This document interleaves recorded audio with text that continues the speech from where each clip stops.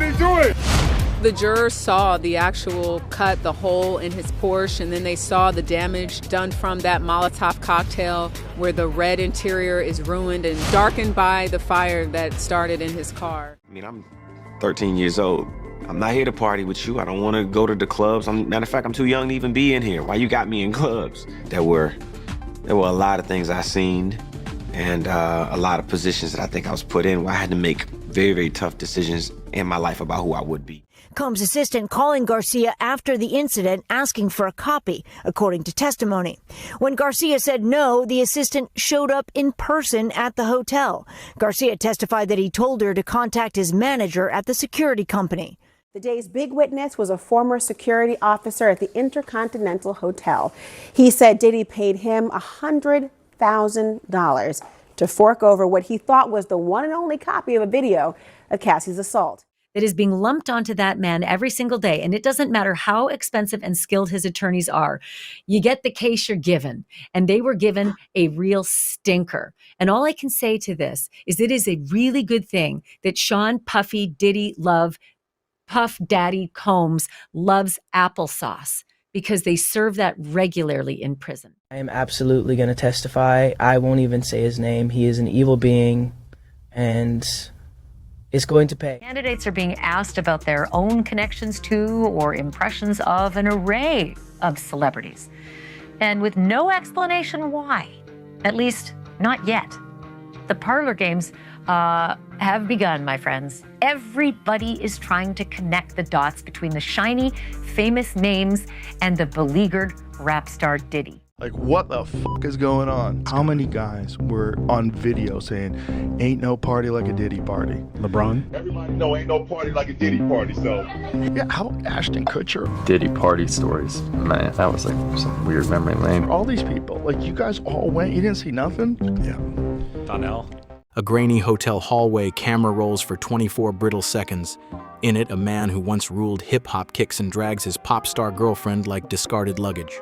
That man is Sean Diddy Combs, and federal prosecutors say the video is merely Exhibit A in an empire-wide scheme of sex trafficking, blackmail, and hush money payoffs. If the tape feels brutal, stay with me, because Prince's own bodyguards, a torched Porsche, and a secret $100,000 cash drop make the story even darker. So how did we get from bad boy records to an 8-count federal indictment that could put Combs away for life? Jury selection began on May 5th, 2025 at Manhattan's Daniel Patrick Moynihan Courthouse, where U.S. District Judge Arun Subramanian cautioned prospective jurors that they would face graphic, disturbing allegations of coercion and violence during approximately 8 weeks of testimony. So he comes in for a shift. He gets a call from Combs' assistant and says, hey, we really want to see that video.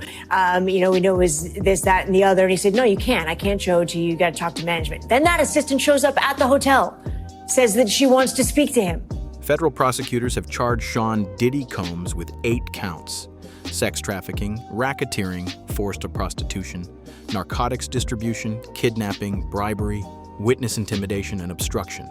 They accuse him of operating a coast-to-coast criminal enterprise that preyed on young women from 2006 to 2023. Filed under seal in late March, the 47-page indictment alleges that Combs laundered hush money through shell companies and used private security to silence victims. By May 12th, the court had seated 12 jurors, 7 men and 5 women, along with 6 alternates. Several acknowledged they had heard of the case but pledged impartiality. Could ruin him. He wanted the video. He said if it got out, it would ruin his career. I said I didn't have access to the server. He told me he believed I could make it happen. He would take care of me. What did you think he meant? Money for the video. What did you do? Reached out to my supervisor about it. Who was your supervisor? Bill Madrano. He told me he would do it for $50,000. What did you think that meant? He'd give the video for $50,000. Defense attorney Benjamin Braffman countered that his client is no saint but no trafficker, accusing the accusers of chasing book deals. Proceedings briefly stalled when the defense sought a weekend break, fearing that panelists might drop out. Judge Subramanian granted the delay, but later admonished the lawyers for racially charged remarks during voir dire. With the panel finally sworn in, Subramanian scheduled opening statements for the next morning, cautioning, "This trial will move quickly. Prepare accordingly." Assistant U.S. Attorney Mitzi Steiner wastes no time branding Sean Diddy Combs the predator-in-chief of a sprawling RICO-style operation. Striding to the lectern, she displays a giant flowchart. Drivers, videographers, celebrity hangers-on, and recruiters all orbit his photo like satellites. These weren't parties, she insists, pointer-tapping each node. They were production sets, scripted, filmed, archived, and weaponized. Former assistant, known only as Mia, was on the stand for a second day. Mia admitted that she agreed to a $400,000 settlement with Combs when she left her job back in 2017. She says she told no one back then that her boss allegedly raped her. PowerPoint slides flicker. Expense account jet manifests, Zelle receipts to Shell LLCs, and blurry hallway stills teased as Exhibit A. When Steiner concludes with "consent ends the moment fear begins," the jury is silent except for pens scratching notes. Defense lawyer Benjamin Brafman rises with studied calm, calling the chart a Netflix storyboard disguised as evidence. He reminds jurors of Combs's philanthropy, Grammy Awards, and decades of public scrutiny. Yes, there was sex, fame, and excess, he concedes, palms open. But every adult present could have walked out the door. What's up, y'all? It's King Combs, and right now I'm taking over my pop's Instagram. We're gonna be posting videos by spreading, good energy and taking y'all down memory lane and all the positive things he did. And many walked right back in for another invitation.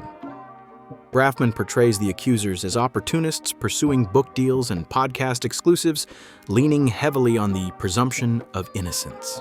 Steiner offers a brief rebuttal. Our first witness, Cassandra Cassie Ventura, will show you exactly how hard that door was to find. The room breathes out in anticipation. Cassandra Cassie Ventura steps to the witness box in a cream blazer that swallows her frame, and the courthouse air seems to thin.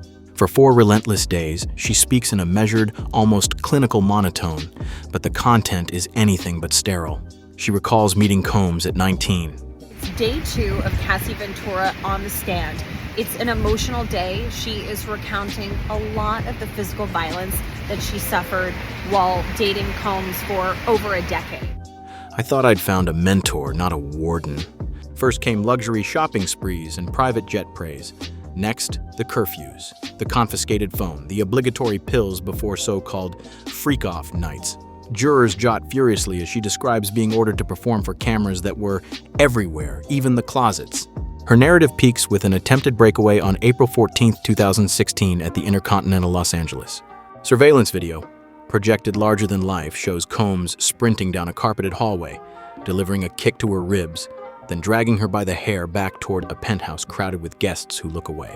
Cassie testifies that within hours, Combs offered security guard Eddie Garcia 6 figures in cash for the footage. She never saw the tape again until prosecutors subpoenaed the hotel's digital archive. During cross-examination, defense counsel labels her a jilted ex chasing royalties. Cassie simply gestures to the screen. The camera doesn't want a book deal. The prosecution's next witness is Regina Ventura, Cassie's mother, who clutches a stack of color-printed emails as if they're radioactive. She explains that on Christmas Eve 2011, while Cassie was spending the holiday with family, her phone pinged with a series of messages that froze the room. The sender, Sean Combs. The subject line, "Control your daughter." In one email, displayed for jurors in 48-point type, Combs warns that if Cassie keeps sneaking around with that Kid Cudi boy, he will release private footage that will end her career and make that kid disappear. Regina testifies she called her daughter, sobbing and terrified. The threat was real because Puff always had cameras, always had leverage. Prosecutors highlight this exchange as the earliest documented act of blackmail supporting the racketeering charge, arguing it demonstrates a deliberate pattern: create compromising content, then weaponize it. They strengthen their argument by presenting wire transfer records of $75,000 sent from a bad boy subsidiary to a Nevada company labeled consulting. Just 2 days later, money they claim was used to silence a studio engineer who had copies of the same footage. Defense attorney Benjamin Brafman attempts to reframe the emails as heated lovers' quarrel language, noting that no video ever surfaced. Regina's voice cracks in rebuttal. It didn't surface because we obeyed. The courtroom lights dim as a figure in a wide-brimmed hat and oversized blazer steps forward. Also saying Combs sexually assaulted her more than once, leaving her feeling terrified and confused and ashamed and scared. Records identify her only as Mia, a former personal assistant whose name and face remain sealed for safety. Serving Combs, she says, felt like being drafted into a cult. Nights began with trays of ecstasy and cocaine, party starter kits, followed by compulsory phone drops and a roaming cameraman filming everything like a twisted reality show. Any resistance earned the same warning. One leaked video could end a career. Mia's most chilling memory silences the gallery. At a 2010 post-Emmys party inside Prince's violet-lit Beverly Hills mansion, she watched Cassie chat by a koi pond. Combs, furious over the innocent conversation, charged like a linebacker, tackling Cassie onto the manicured grass. Prince's security team, not Cassie's, intervened, pinning Combs long enough for guests to spirit the singer indoors while police were summoned. During cross-examination, defense counsel presses her on timelines and drug doses, hinting at embellishment. Mia leans into the microphone. Trauma blurs dates, money blurs truth. Neither erases what happened. Jurors' pens fly, capturing every word. Then the gallery encounters its first celebrity witness, rapper Kid Cudi, calm in a charcoal suit yet visibly tight-jawed. He informs jurors that his month-long romance with Cassie in 2012 angered Combs more than any lyrical dispute ever had. A few weeks after Cassie severed ties with the mogul for good, Cudi's silver Porsche 911 burst into flames outside his Hollywood Hills home at 3:14 a.m. Fire investigation photos, hinges warped, paint bubbled like lava, fill the courtroom monitors. LAPD arson detective Marisol Pena testifies that the blaze was accelerant-driven and that lab swabs found traces of gasoline poured through the rear wheel well. Cudi recounts a midnight call from a blocked number, a familiar rasp, sneering, "Nice car. Shame if something else caught fire." He saved the voicemail. Prosecutors play the grainy clip, causing several jurors to flinch at the unmistakable cadence. Insurance paperwork shows the sports car totaled at $176,000, paid out under malicious vandalism.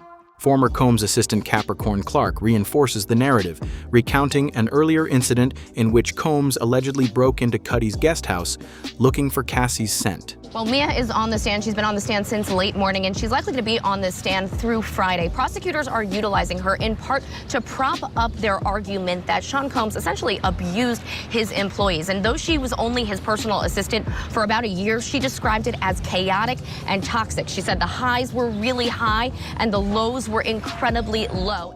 Clark's final line resonates in the silence. If he couldn't own her heart, he'd own her fear and torch anyone who tried otherwise. Hotel security supervisor Eddie Garcia recalls the night of April 15, 2016 as the shift that bought my silence. Around 2 a.m., he says, Sean Combs swept into the Intercontinental's back corridor, flanked by bodyguards and carrying a Louis Vuitton duffel. Inside were 2 fat bricks of bills, $50,000 each, the rubber bands still stamped with a Midtown bank seal. "This is for the hallway footage," Combs whispered, pressing the bag into Garcia's hands. "Make the original disappear. Keep a copy safe for me." "You're my angel." Garcia testifies he detached the DVR drive, logged it as maintenance, and stashed a duplicate on a password-locked thumb drive labeled Family Photos. The prosecution calls Lisa Nguyen, a forensic video analyst, to the stand.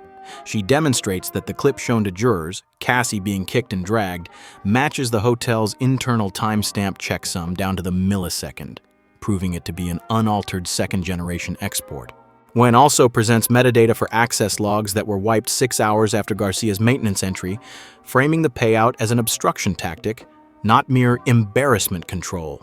Defense attorney Benjamin Braffman counters that celebrities routinely purchase unflattering footage to protect their brands. Prosecutor Mitzi Steiner fires back. "This wasn't PR, this was hush money for violence." By day 18, the federal courthouse resembles less a temple of law and more a pop culture coliseum. Lines snake around the block before sunrise. Scalpers whisper front row gallery, $250 a seat. Inside, every bench is packed with bloggers, podcast hosts, and off-duty paparazzi juggling battery packs like field medics. Judge Arun Subramanian starts each morning by reminding spectators that the First Amendment stops at the metal detector, yet the frenzy continues to test those limits. He stomped on my stomach really hard, and I took the wind out of my breath. I couldn't breathe, and he kept hitting me, and I was pleading to him, can you stop? The afternoon fireworks come courtesy of a social media influencer live streaming from row 3. While prosecutors question a protected witness, his phone, concealed in a coffee cup, broadcasts her real first name to 80,000 viewers in under 3 minutes. Court security springs into action. The stream freezes on a blur of ceiling tiles. Subramanian's gavel cracks like a starter pistol. He orders the influencer held overnight for contempt, bans him from future proceedings, and warns that the next violator will watch the trial from a cell. Minutes later, a spectator stands and shouts, "Free Diddy, this is a setup!" Marshals haul her out as jurors stare, stone-faced. Subramanian exhales, wipes his glasses, and turns back to the witness stand. The circus stops. The testimony continues. 19 court days in, the prosecution officially announces it is 80% complete. Their case file now encompasses 4 terabytes of video, 11 binders of text logs, and enough non-disclosure contracts to wallpaper the courtroom. Yet the heaviest punches may still be loading. Next week, an FBI cyber forensics chief will explain how Combs's iCloud backups, believed to be wiped, were quietly mirrored on a workstation in Quantico. Following that, 2 sealed depositions from A-list entertainers will be played for the jury under blackout conditions. Rumor links one voice to a Grammy-winning R&B icon who once referred to Combs as a mentor. Across the aisle, the defense outlines its counteroffensive. Lead counsel Benjamin Brafman suggests calling producer Quincy Jones III to argue that the so-called enterprise was no criminal syndicate but a loose artist collective where excess was mutual and voluntary. They have also subpoenaed a digital rights expert to scrutinize the chain of custody on every megabyte of video evidence, hoping even a sliver of doubt will ripple through the panel. Judge Aaron Subramanian warns both sides to be ready for closing arguments no later than week 6.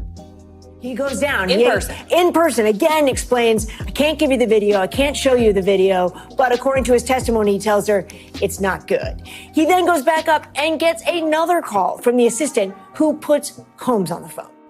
The jurors sit stoic, but their notepads are thinning, evidence that the endgame and a potentially career-ending verdict is rapidly approaching. If half of this sticks, the man who once danced in shiny suits may spend the rest of his life in a federal jumpsuit. Yet celebrity trials are unpredictable. Money, charisma, and reasonable doubt have rescued titans before. For now, the hallway tape plays on a loop in jurors' minds. Boots connecting with ribs, a superstar's scream muffled by hotel carpet. And somewhere beyond the courthouse doors, the music industry holds its breath, waiting to see if power finally meets its limit.